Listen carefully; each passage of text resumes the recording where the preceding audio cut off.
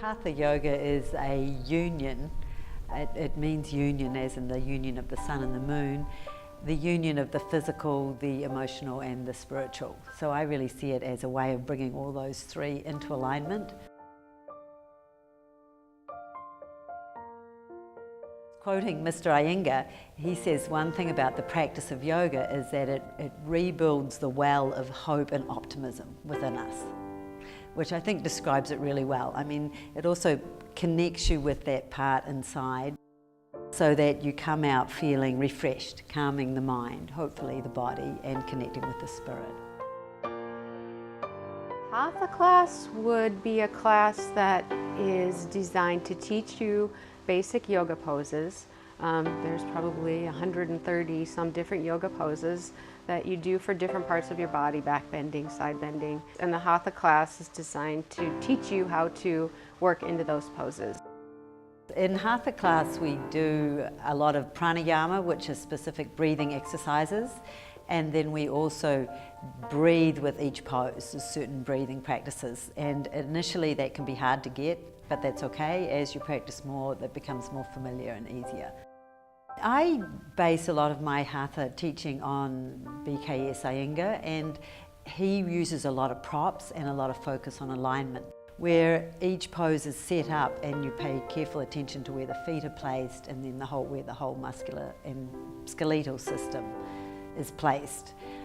We do a series of standing poses, floor poses, mostly focusing on the spine. So forward bends, back bends, side bends, twists, and inversions. And there's always Shavasana, a final relaxation pose at the end, which helps restore and renew the body and absorb all the benefits of the other poses. I would say that my basics class is designed for someone who can walk into the yoga studio and say that I've never done yoga before. I'm taking this basics class. I demonstrate a lot of the postures. I'll walk around and do adjustments in the postures. And we just take it nice and slow for those new people that are interested in exploring yoga and finding their own yoga practice. You know, typically in a basic class, I tend to find a lot of people who have really tight hips and really tight shoulders, and that's kind of where they might be holding on to stuff.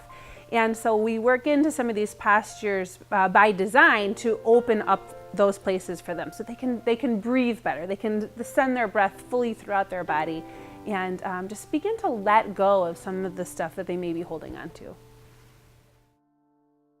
Eclectic yoga it varies, and so it's a way that the teachers, those of us that teach it, can kind of focus on different things. Sometimes we do some flow, sometimes we do a more hatha type class with like long holds. We definitely use lots of props, make things accessible, so it's all levels. And people, you know, can come in if it's their first yoga class ever, or advanced people that have been doing it for years.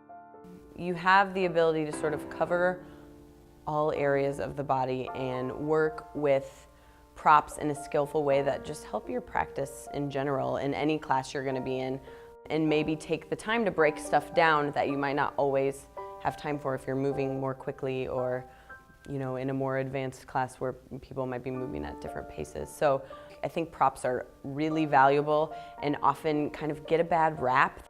I think they help you do things more safely, more accurately, and get deeper. Often it allows you to get like deeper into poses that you might not otherwise be able to do. So the yin-yasa class I've been teaching for about a year, and it's my own, the way I teach it is my own creation as far as how I like to take it.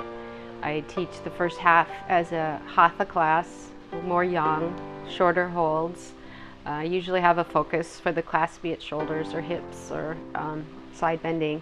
And then the second half of the class is the actual yin practice, which is a completely different style of yoga designed for holds to be held longer. And you get a different sensation from the pose, you get more benefit in the muscle stretching and deeper tissue stretching, and you get a mental benefit in that you stick with it when you're practicing. I think it's important to choose the right class for yourself.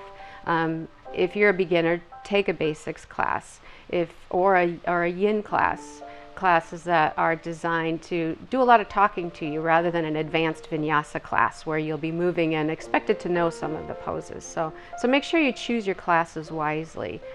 Also, what holds people back are just the idea that they won't be able to do it. Just try it.